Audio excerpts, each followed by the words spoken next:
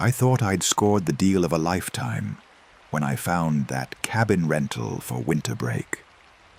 $230 for the whole week, nestled in the pristine wilderness of Maine.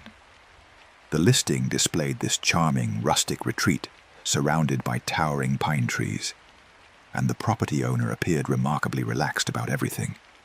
No security deposit required, minimal questions asked. In retrospect, these should have immediately registered as concerning warning signs. My friend and I arrived at the property around dusk on a Friday in mid-February. The driveway hadn't been cleared of snow in what appeared to be at least several days, forcing us to trek the final quarter-mile through knee-deep powder. My companion complained incessantly throughout the journey, dragging his duffel bag behind him like a reluctant child. The cabin itself matched the online photographs precisely, which was genuinely surprising. 2 stories, weathered wooden exterior, with smoke curling from the chimney. Wait, smoke from the chimney? We halted abruptly. The owner had explicitly mentioned the place would be vacant and unheated upon our arrival. My friend suggested perhaps they'd dispatched someone to prepare the cabin for us, which seemed implausible for a $230 rental. But we weren't about to protest about a head start on warming the place. The front entrance was unlocked, as the owner had indicated in his final communication. We stepped inside and immediately sensed something wasn't right. There were boots by the doorway, still damp, a coat hanging on the rack, and a coffee mug on the kitchen counter that remained warm to the touch. I called out, thinking perhaps a caretaker was still present. Silence. My friend checked the ground floor while I ventured upstairs. The master bedroom appeared actively occupied, not simply tidied up, but genuinely lived in. Clothes filled the drawers, toiletries were arranged in the bathroom, and there was even a bookmark placed in a novel on the nightstand. I reached for my phone to contact the owner, but predictably, there was no signal. Typical remote location problems. We decided to wait patiently. We figured whoever had been staying there previously simply hadn't vacated yet. My companion started a fire in the living room while I attempted to make sense of our situation. That's when I discovered the journal, a leather-bound, well-worn volume sitting on the coffee table. The final entry was dated just 2 days prior. The handwriting appeared shaky, nearly illegible. It described hearing unusual sounds at night, scratching noises, footsteps on the roof. The writer mentioned feeling constantly observed, even when they were certain they were alone. By then, darkness had completely fallen, and we still hadn't encountered another person. My friend wanted to abandon the cabin, drive back to campus, and accept our financial loss. However, the snowfall had intensified dramatically. Visibility reduced to less than 5 feet. We were effectively stranded. We formulated a plan to secure all entrances, barricade them with furniture if necessary, and simply wait until morning.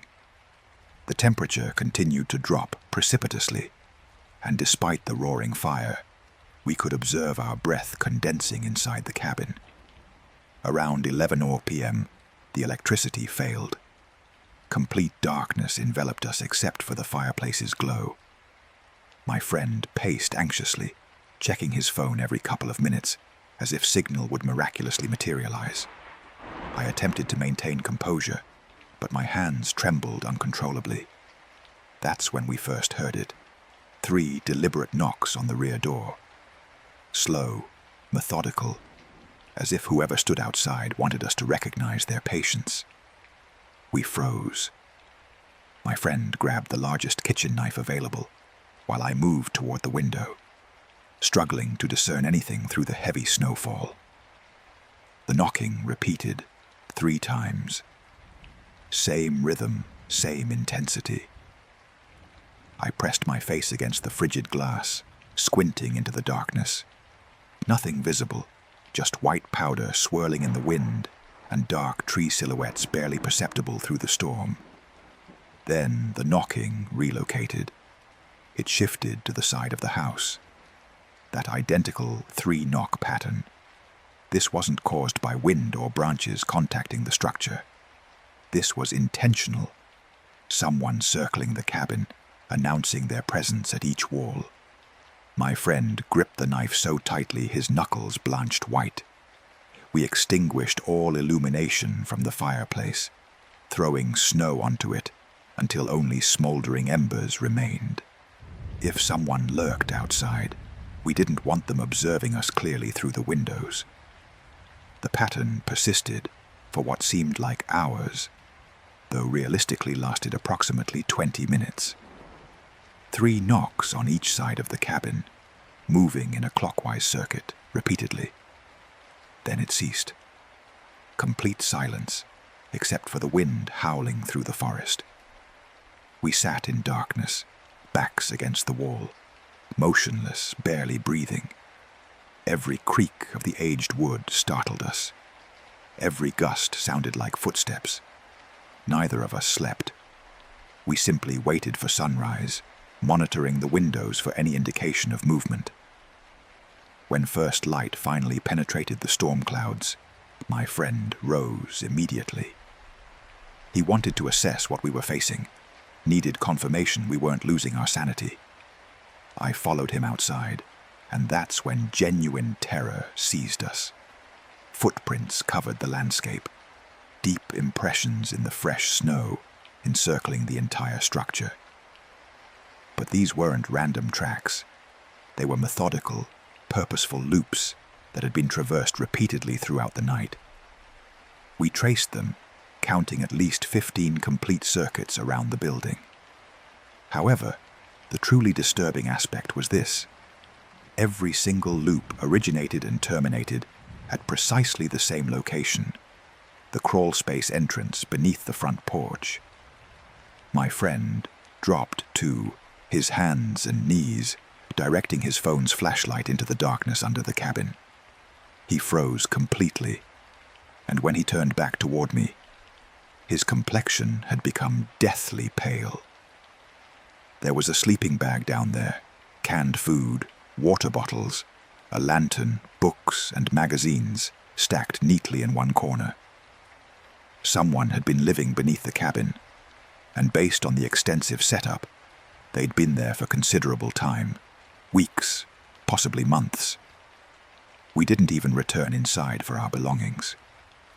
We simply sprinted to the car and began excavating it from the snow with our bare hands. Almost an hour passed before we cleared enough to drive away. Throughout the entire time, I continually expected someone to emerge from those dense woods. We departed hastily, sliding precariously along the unpaved driveway until we reached the main road, driving excessively fast, considering the treacherous conditions. Neither of us spoke during the journey. We were both too profoundly shaken to process what had transpired. When cellular service finally returned, I contacted the owner. He feigned confusion, claiming the cabin had remained unoccupied for months, and suggested we must have visited the wrong property. But I possessed his emails, his confirmation, everything documented. The authorities took our report seriously, fortunately. What they subsequently discovered made everything significantly more disturbing. The crawl space hadn't merely been occupied, it had been methodically modified. Someone had installed insulation, rigged a compact heater, even constructed shelving. This wasn't some homeless individual seeking temporary shelter. This was someone who had established a permanent residence. They uncovered a collection of photographs down there as well. Images of previous guests captured through windows. People dining, people sleeping, people entirely unaware they were being observed. Investigators located the journal writer's vehicle, abandoned approximately 3 miles away, covered in snow. She had been a graduate student who had rented the cabin 6 weeks before our arrival. She remains missing. Law enforcement searched those woods extensively for days and discovered 2 additional modified crawl spaces in abandoned cabins within a 5-mile radius.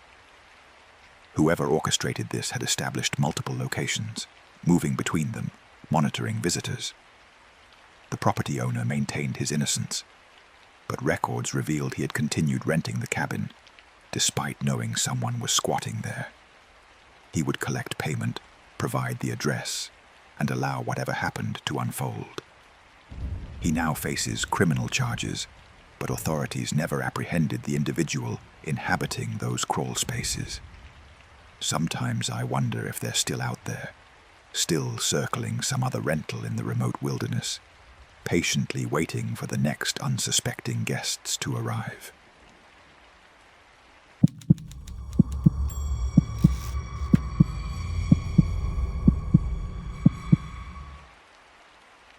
My father had meticulously planned this ice fishing expedition since October. Just the 2 of us, his weathered pickup truck, and a week at his friend's cabin on the Wisconsin shore of Lake Superior.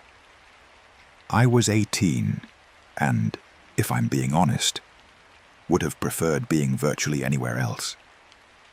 But you don't decline when your father displays genuine enthusiasm about something. We're discussing a man who watches fishing programs as intently as championship sports and analyzes water temperature charts recreationally. We departed early on a Tuesday morning in late January. The lake was frozen solid, approximately 3 feet of ice, according to local residents. Dad's friend had provided coordinates for a location where walleye were supposedly abundant. We drove about a mile offshore, the truck bouncing across the uneven surface, and established our shelter. It was one of those collapsible structures, nothing elaborate, but it effectively blocked the wind, the essential factor when temperatures reach 15 degrees. By noon, we hadn't caught anything noteworthy. My father remained completely immersed in his element, however, recounting stories about similar trips with his own father during the 1980s. I was partially attentive, primarily focused on maintaining warmth and wondering how much longer our excursion would continue. That's when I observed something peculiar that hadn't been present earlier. Approximately 100 yards distant stood another ice fishing shelter. I'm referring to a substantial structure, the type resembling a small shed mounted on runners. The perplexing detail was that it definitively hadn't existed when we initially positioned ourselves. The entire lake had been vacant except for us. I was absolutely certain. I indicated the structure to my father, who developed a perplexed expression. He had been monitoring the surrounding ice consistently and couldn't comprehend how he'd missed someone approaching and establishing a position. We decided to investigate, perhaps introduce ourselves, and determine if they were experiencing better fishing results. My father has always demonstrated such sociability, perceiving every stranger as a potential friend. As we approached, traversing the ice with our cleated footwear, something seemed disconcerting. There were no tracks leading to the shelter, no snowmobile trail, no vehicle impressions, no footprints whatsoever. Just this structure, positioned there, as if it had materialized spontaneously. The door was partially ajar, swinging with each gust. My father called out, his voice diminishing across the vast frozen expanse. No response followed. He widened the doorway, and we both stood transfixed, attempting to process the scene before us. The interior was fully prepared for fishing. 2 holes drilled through the ice, lines suspended into the dark water below. A portable heater operated efficiently. A thermos rested on a small table, with steam visibly rising from its uncovered top. Fresh bait filled a bucket, and a partially consumed sandwich sat on a paper plate. Someone had occupied this space mere minutes ago, perhaps seconds prior. The heater generated significant warmth. The coffee remained hot enough to scald one's tongue, yet there was nobody inside. My father lifted the thermos, examining it to confirm its reality, as if we might both be experiencing hallucination. It was unquestionably real. Everything was tangible. So where was the occupant? I ventured further inside, searching for any indication of ownership. That's when I detected it, faint initially, so subtle I attributed it to wind-generated auditory illusion. Then it intensified. Screaming. Someone was screaming, and the sound emanated from beneath the ice, directly under our feet. My father heard it too. His expression transformed from confusion to terror instantaneously. The screaming wasn't random or incoherent. It conveyed desperate panic, the unmistakable vocalization of someone cognizant of their impending mortality. We both dropped to our knees, pressing our ears against the frozen surface, attempting to precisely locate the source. The sound appeared to travel, moving beneath us as if whatever existed down there was swimming, frantically seeking egress. The rescue team required 45 minutes to arrive, the longest 45 minutes of my existence. The screaming continued for approximately 20 minutes before gradually weakening. Then it ceased entirely. By the time emergency personnel arrived with their specialized equipment, only silence remained. They brought sophisticated sonar, underwater cameras, professional divers, and specialized cold water immersion suits. They drilled numerous access points, dispatched personnel into the frigid depths, and conducted comprehensive searches exceeding 6 hours. They discovered nothing, no body, no evidence suggesting anyone had been beneath the ice. The water exhibited remarkable clarity. Visibility conditions were optimal, yet nothing was found. One diver asserted it was impossible. If someone had been trapped below, they would have located them. Bodies don't simply vanish in such cold water. They sink initially, eventually float, but never disappear completely. The shelter, however, was unquestionably real. They verified the registration and determined it belonged to an individual reported missing 3 weeks previously after a solitary ice fishing outing. His truck had been discovered on shore, keys remaining in the ignition, but without any trace of him. Authorities had presumed he encountered thin ice somewhere, and that his remains would surface during the spring thaw. The truly disturbing development occurred 2 weeks after our experience. Another fisherman reported an identical scenario. Same shelter, same location, same steaming coffee in the thermos, and identical screaming from beneath the ice. Emergency teams responded and discovered nothing unusual.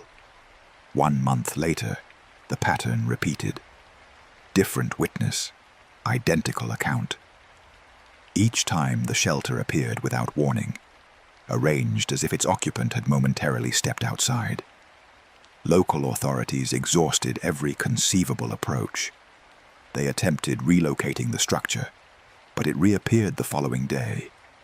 They tried rendering it unusable by creating holes in the floor, yet it persistently returned.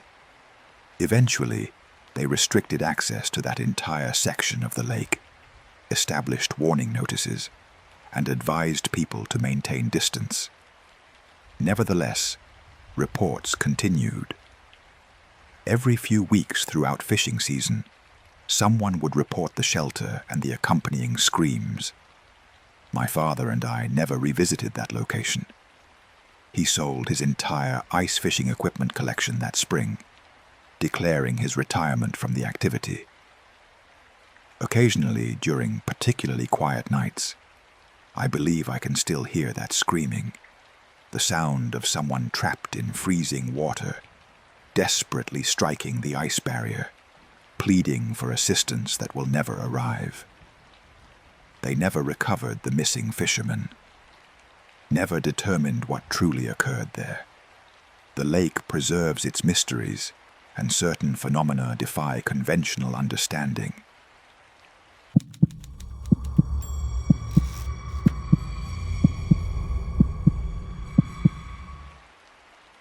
During spring break of my sophomore year, my roommates and I decided to visit a ski resort in Utah. None of us possessed sufficient funds for premier accommodations, so we dedicated considerable time researching affordable options. That's when we discovered this lodge online.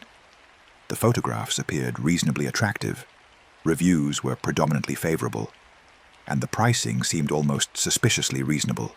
$55 nightly per person, including lift tickets. We should have exercised greater skepticism, but as financially constrained college students, we immediately secured our reservation.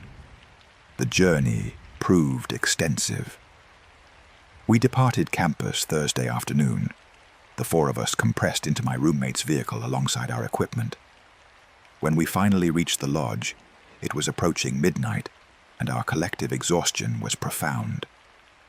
The establishment exceeded the dimensions suggested by online imagery.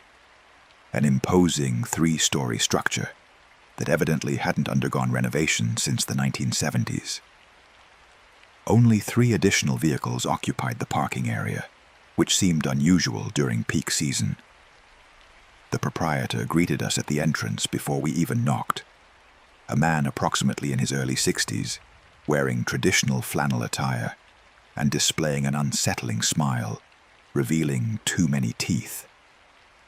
He behaved as if he'd been specifically anticipating our arrival, repeatedly expressing enthusiasm about hosting young people at his establishment.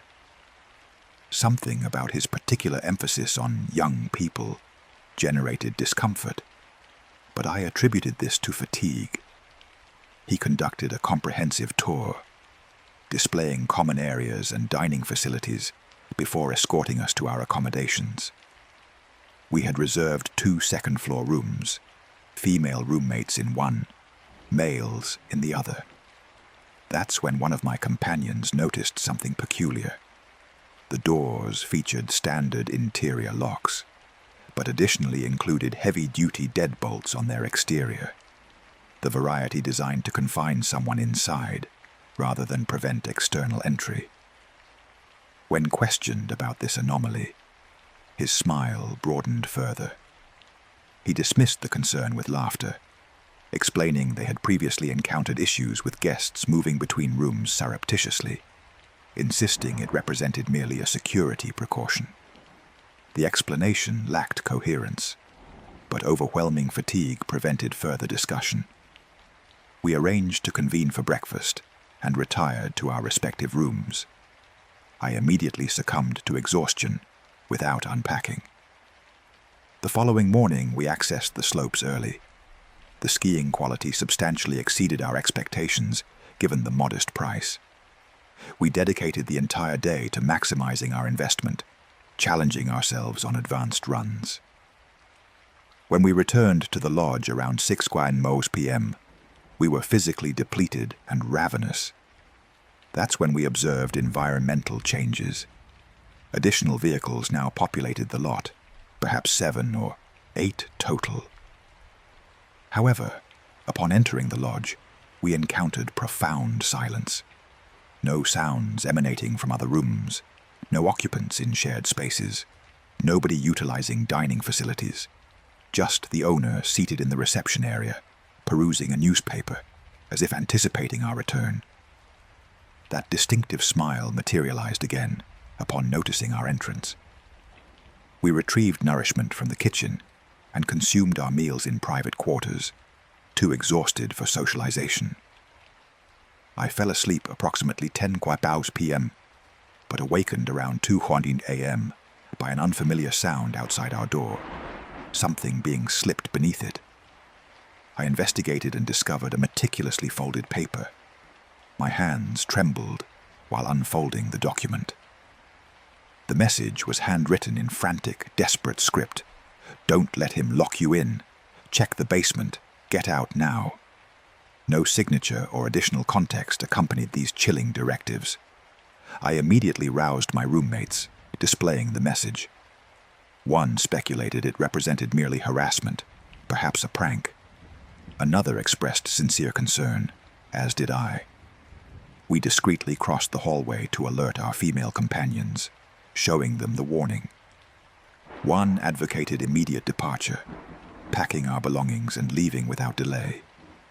Someone persuaded us to at minimum investigate the basement first, determine whether genuine danger existed or if this merely represented psychological intimidation.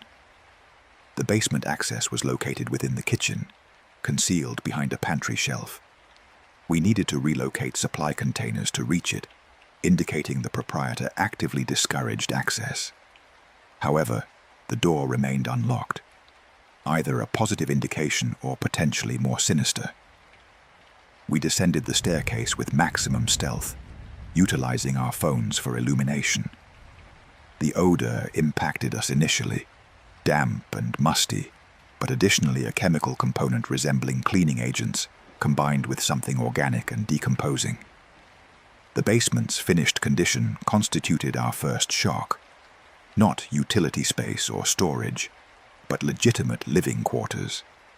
Mattresses arranged on the floor, 8 or 9 positioned in rows, chains secured to the walls, and a compact refrigerator operating quietly in one corner. Then we observed the display board, an enormous cork surface dominating one wall, covered with photographs.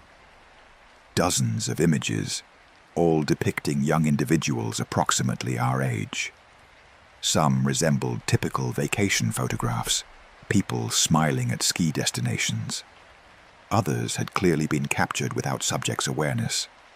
Shots through windows, pedestrians approaching vehicles, candid moments that should never have been documented. At the board's lower section was a collection of newspaper clippings, missing persons reports spanning the previous 5 years, all from ski resort communities throughout Utah. 12 individuals total, all between ages 19 and 25, all last observed at economical lodges throughout the region. I recognized one face from the displayed photographs, a young woman who had received extensive media coverage 2 years prior, when she vanished without explanation during spring vacation. One of my friends discovered something more disturbing, a filing cabinet containing numerous folders. Each folder contained a name, dates, and detailed observations. Notes documenting habits, schedules, departure times for skiing activities, return times. Some folders included photocopied driver's licenses and credit cards. Others contained keys, presumably duplicated from guests' possessions during their absence. We departed hastily, attempting to maintain silence while moving rapidly. That's when we heard it. Metal sliding into position, heavy locks engaging. The proprietor occupied the hallway, progressing from door to door, securing them from outside. We could hear him whistling contentedly while working methodically, ensuring each bolt was properly positioned. One roommate began forcefully striking our door, shouting for release. He provided no response, continuing his progression down the corridor. We could now discern additional voices emanating from surrounding rooms. Other confined individuals, presumably the owners of those vehicles outside. They were pleading desperately, some weeping. How long had they been imprisoned? One friend made the decision that ultimately saved us. He seized a chair and shattered our window, disregarding the consequent noise. We occupied the second story, but a lower roof section extended directly beneath. We exited individually, moving expeditiously. The roof surface was ice-covered, requiring careful navigation to prevent falling. We descended onto the lower roof segment, then jumped approximately 12 feet into a snowbank below. One colleague landed awkwardly, clearly injuring an ankle, but adrenaline facilitated continued movement. We rushed toward our vehicle, fortunately positioned facing outward. We were immensely grateful we hadn't left keys in our rooms. We departed the parking area rapidly, sliding across ice, unconcerned whether he detected our escape. I contacted emergency services from the first available fuel station, approximately 20 miles down the mountain. I reported everything: the basement, the display board, the secured doors, the audible distress from other guests.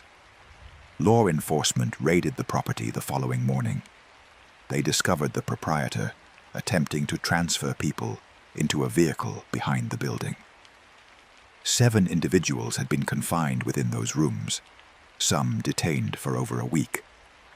The basement investigation yielded evidence connecting him to at least 9 missing persons cases. He had operated this scheme for nearly 6 years, targeting financially limited college students who couldn't afford premium resorts.